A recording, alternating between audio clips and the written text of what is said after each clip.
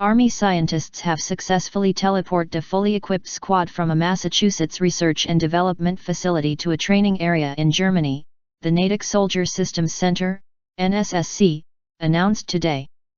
The 9 human research volunteers, fresh out of advanced individual training, were participating in experiments in the Doriot climatic chambers at NSSC when they disappeared and moments later materialized at the Grafenwohr training area, completely unharmed. The chambers are capable of replicating any climate or weather in the world but have never before been used in this manner. Teleportation, made famous in the Star Trek television series and movies, had been until what the Army is calling the Natick incident, a hypothetical way of moving objects from place to place.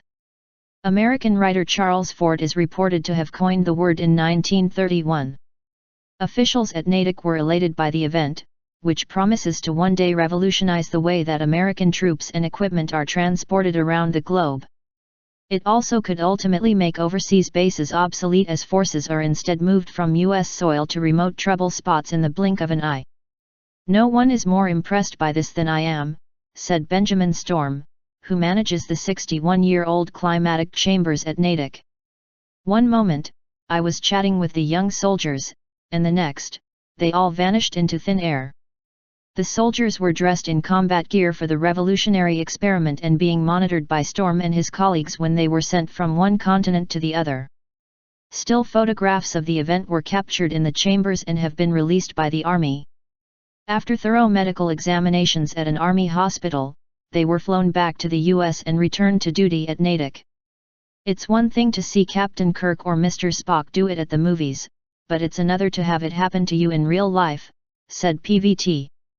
Kelly McCoy, one of the teleport soldiers.